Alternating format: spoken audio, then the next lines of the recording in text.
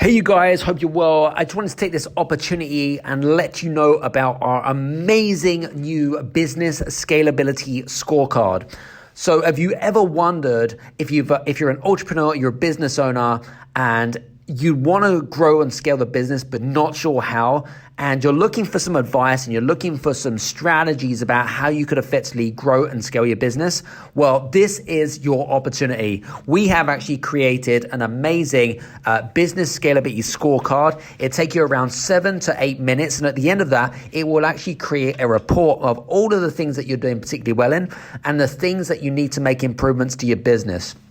And it's a great tool and a great asset for your business. To get free access to that, go to bit.ly/business-scalability-scorecard. Go there, go now. Take care, see you soon. This is the Game Changers Experience. Deep dive conversations with leading business disruptors, Olympic athletes, celebrities, entrepreneurs, and influencers from around the world. This show will teach you insights about the winning principles in mindset, productivity, marketing, branding, entrepreneurship, business strategy, and more. Hosted by Productivity Authority, business strategist, former elite athlete, author, and public speaker, Adam Strong. Hello, everybody. It's great to be on here. I just wanted to kind of jump on here really quickly, actually, before I introduce our fantastic guest for today. You know, it's been really interesting, actually. I wanted to share a quick win with you, if that's okay, actually. Well, first of all, a couple of real big things. We're working on a really amazing new book right now. It's based on the concept of game changers. We haven't come up with a title yet, so you'll just have to wait and see, because honestly, who we're working with in terms of rock star collaborators, they're absolutely thought leaders in their own right, and they're absolutely fantastic people and such. And here's the thing, right? When you see the best in people and they don't yet kind of understand why the opportunity and that kind of stuff, and it's like, that's interesting, right? But listen, when you see what other people don't see, like for me, I'm a visionary, right? I like to see in the future, but I'm also very intuitive. I get a good feel for people, and that's okay. You know, at the end of the day, that's okay. So we're here to do the show. We're here to have fun. We're here to have a conversation more than anything else. So our guest is all the way from Chicago, Illinois. I was actually introduced to this gentleman through a mutual friend of ours called Dr. Steve Talman, and he lives over in New England, I believe, if I'm not mistaken. He's probably watching this thinking, no, not New England. Oh my God, it's probably New Hampshire. Anyway, and Steve is such a wonderful person. We've actually had Steve on the Game Changers Experience. Actually, we had some great conversations, me and Steve, and he's also introduced us to guests tonight. I'm excited about today, I really am, and about where these conversations are going to go, because there's this particular subject that we're going to be talking about today, which is really trending. And I mean, really trending.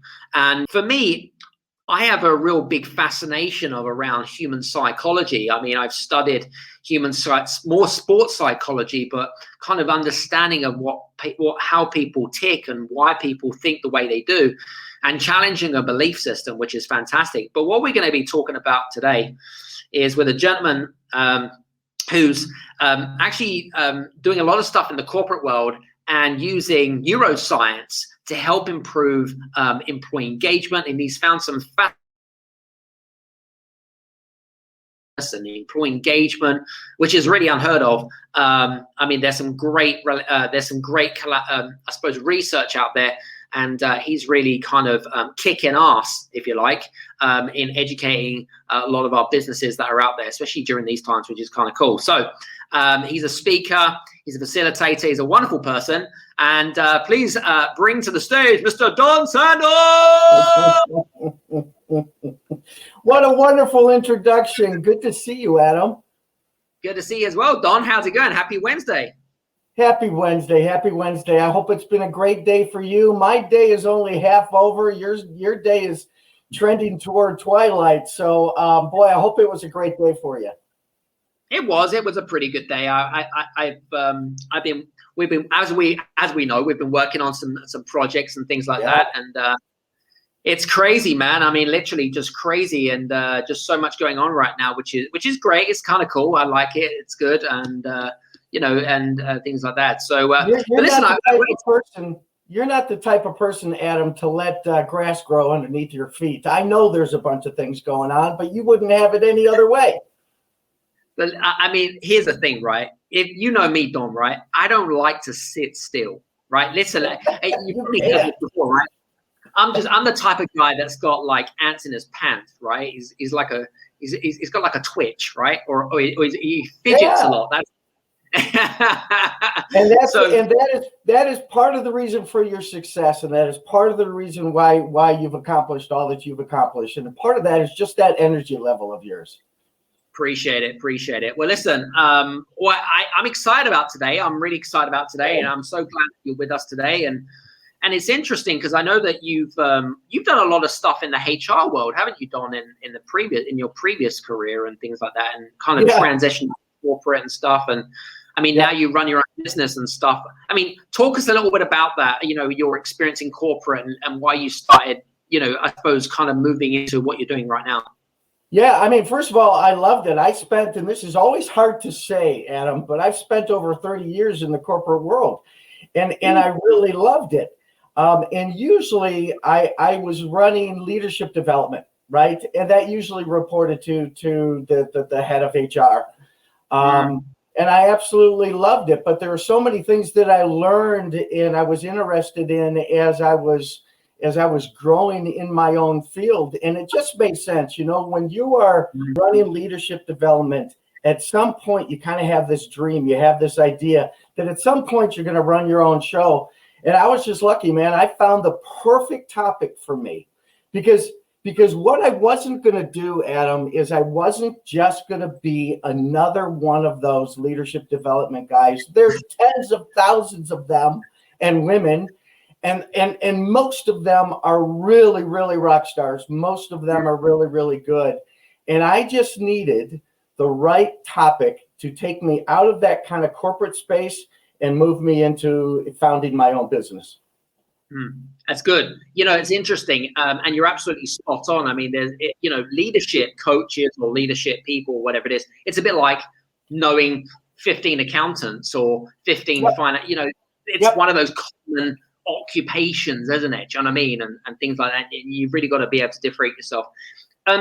Interestingly enough, I know that in our business we used to do a lot of stuff in corporate well-being, and I know that I've done a lot of research in terms of employee engagement and happiness, and I know that there's a lot of research through. I'm just trying to think now off the top of my head, but there's a lot of research out there to suggest that employee engagement is even at an all-time low, even in the pandemic types of times and things like that, right? What have you found in your 30 years of leadership and working in sort of what you're doing right now? What's the relationship between happiness and engagement at work? Yeah, well, they're really not inseparable. But let's go back a little bit and let's just set a foundation about where we're at. Because if you think about early 2020, and this was pretty much global, but this was definitely the case, for instance, in the United States. Employee engagement was on the rise in that first quarter. It was really jumping up to numbers we had not seen in a while. Because as you know, engagement has been really pretty low for a while. But in the beginning, that first quarter of 20, engagement was on the rise. I mean, that's really exciting. People taking their discretionary effort, putting it back into the team, putting it back into the organization. But of course, when COVID hit, what do you think happened, right? It's so predictable. Engagement took a nosedive. Well, what we're seeing now, and this is really fascinating, there's a recent study out by Gallup, and what they've noticed is that engagement is starting to rise again. It went down during COVID, no surprise. We were all just so tactical, right? How do we survive? How do we get through this? So we were really focused on the tactical. But here's what's interesting. So Q1 of now 2021, engagement is on the rise. Here's where workforces are starting to struggle, is that well-being is waning. Well-being is going the other way. So we have these divergent paths of engagement rising, but well-being kind of suffering during this time. Yeah, and I agree. It's interesting. I was actually interviewing what's her face, Emmy Golding, and she runs a company which is all around mental health and well-being. And her quote was, Don, okay, expect there's going to be a tsunami of depression, stress, and mental health issues around the world. And that was, when was that? That was around May of last year. So that's almost a year ago. And it's still the case today, isn't it? Yeah, well, let's think about what well-being really is. Well-being is us being able to bring our best selves to whatever we're doing. Right. How do we bring our best selves to the office or wherever we're working, our work environment? And that's what is going to be the challenge in 2021, is maybe less the engagement challenge, but more this well-being challenge. How can we support our employees to bring their best selves to the office? And it's all around this idea of well-being, and bringing our best selves has so much to do with where's our mindset, right? Where's our mindset at? And if we have the right mindset, there is a direct link to well-being. There is a direct link to performance. And that's what we focus on. And that's what we try to get people to shift, move out of that negative default and move to a positive default. So, okay, that's interesting. I was going to say to you, I mean, you know what's really fascinating around this conversation? Because I know that with a lot of senior management and CEOs, right, they're always looking for the ROI, right? They're always looking for the return on investment type of thing, right? But how does an organization, right, quantify or qualify, happiness, right? If you're saying that happiness and engagement go hand in hand, right? They increase, and there's lots of benefits, and there's lots of research that Gallup suggests. Why is it that CEOs and leaders around the world still continue to think of, using money as an ROI based on their employees to drive engagement up? I just don't get it. Yeah, and there is some of that request for that return on investment. But we know this, that when we have positive individuals and positive teams, every relevant business metric goes up because of what I said before. They're bringing their best selves to the office, right? They're able to build partnerships. They're able to collaborate. When they have a positive mindset, their brains are able to leverage the full capacity of their technical brain. So there's a huge connection between having that right mindset, our performance, and where that performance, how that connects to the team and to the organization. And things like this go up. Think about this for a minute, Adam. So here's some of the research. Our productivity, when we have a positive mindset, our productivity goes up. Our efficiency goes up. We're less likely to take sick leave. Now, there's multiple reasons for that. One, we have a stronger immune system with a positive mindset, right? But the other reason why we take less sick leave, we're more energized, we're more engaged. And here's the other thing that's really important, especially in our workforces today. Our superstars, our high potentials, when they know they're surrounded by other positive people, we're going to retain them. They're going to stay in the organization longer. Yeah, I agree 100%. Listen, guys, if you're listening in, please do me a favor, give us a like, comment, or share on the comment section below. We appreciate that. We like to connect with real human beings. If you have a question for Don, feel free to use the comment section today. We are streaming through YouTube, LinkedIn, and on Facebook, of course. So it'd be great to see any of you guys. It's interesting. You mentioned around, I guess my next question was around, in order to facilitate this, what you're talking about, this culture of what I call happiness, Don, right? Do you need to really does it really need to come from the top downwards? I mean, what's your say in that? Well, leaders define the culture, right? And so what we're trying to create is these positive cultures. So whenever you drive programs like this or concepts like this, boy, does it help to have the buy-in of leaders and leaders who are preaching from the bully pulpit. Look, your well-being is important to us. We want you to bring your absolute best. And the research tells us that having this positive mindset is one of those ways for you to bring your best self to the office. So does it help to have the blessing, the support, the input, the drive of your executive team?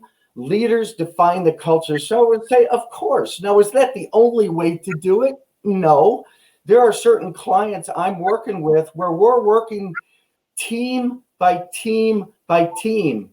Now, do we have the input of the top 1% of the organization directly? Not necessarily. I'd love it, but we don't always. Well, okay, then what's plan B? Team by team by team. Very cool. What is, I know we've just had a comment come in. It says, and you probably read that, positivity comes a lot from friends and family, love and support around the people around the world, a support to value, support, love more, realizing, survive life, and boom, right? Boom. Concentrate on the future and what it can give and to support and drive. I think it's great, actually. I think they're great spot on. 100%. Good job, David. So, Adam, let's talk about that for a minute. What Adam just was, it was David. It was David who said that. Thank you, David, for making that comment. Let me look at the comment really quick. Yeah, no, I agree. And positivity, happiness, optimism are all contagious. Quite frankly, so is negativity. But one of the things that the research tells us, and there's a study out of Harvard, there was a longitudinal study out of Harvard where they studied the lives of almost 1,000 men for 75 plus years. And one of the key things that came out of this study is kind of the answer to that question. What is kind of that one thing that really drives our happiness? And this is going to be no surprise to you, and it's certainly no surprise to David. But that one thing, according to this Harvard longitudinal study, was positive relationships. Interesting. Really interesting. Yeah, I mean, and also, having the right synergy between people as well.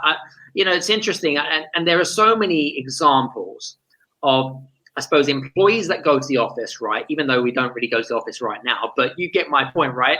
And we're kind of, and I've been in a situation where you've gone to a job and you don't really want to go because you don't really get on with the people. You know what I mean? Because there's, I don't know, personality clashes, or we're from different cultures, different backgrounds, and it feels like it's kind of like you're being forced to, work as a team type of thing. I mean, if people were kind of a bit more in sync with each other, I guess there would be kind of more positive repercussions off the back of that.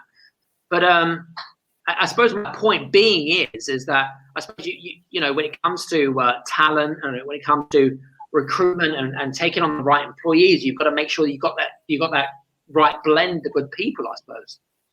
Yeah, and that does bring up the point that the work environment is a social environment. And we all have a very human need. It's a very human need, driven genetically since early humankind, this human need to connect with other people. And we are driven to do that. And there's really been obstacles because of COVID to making those human connections. And that's where people have been really struggling. In fact, when I do my workshops, I'll ask just for one or two words, what has been your predominant emotion over the last year or so, during COVID? And the consistent response is overwhelmed, anxiety-ridden, and loneliness. Yeah. And I find that really fascinating, but that's where it's incumbent upon us, Adam, to go out and be creative and innovative and make those connections with people, even if it's not normal, even if it's different, even if it's almost counterintuitive because we're working in our own apartments, in our own homes, in our own offices. We have to be a little bit more creative in terms of making those human connections, because those drive our happiness, and then our happiness drives our performance. Yep, absolutely agree. I mean, we've had conversations around, there's some great companies out there that have really proved that model. And we talk about, well, I always talk about the Book of Happiness by Tony Hsieh and Zappos, which is a great example. And you, sir, had some great examples. And the model works, guys. It's not rocket science. It's just the model works, right?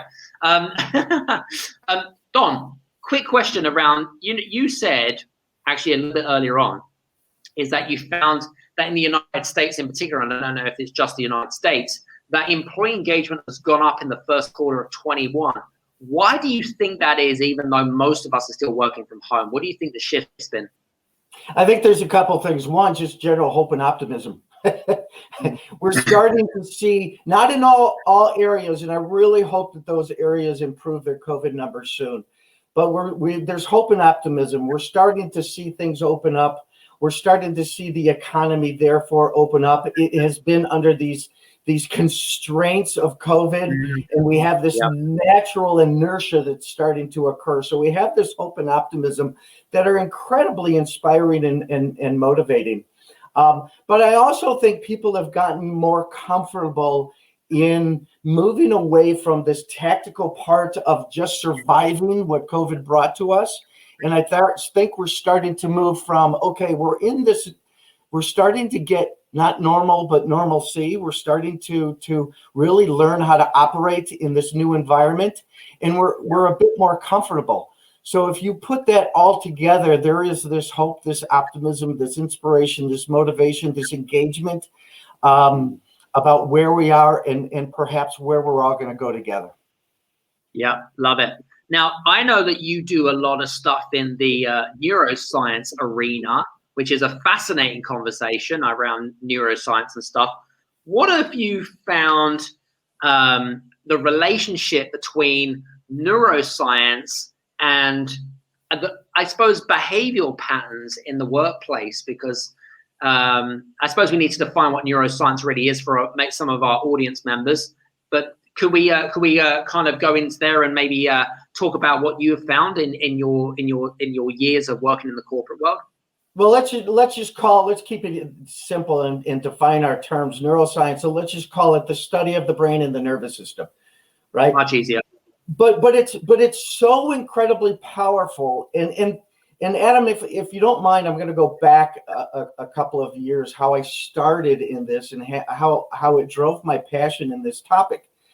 So Sure. When I started, what happened was I was running leadership development for a really large global company.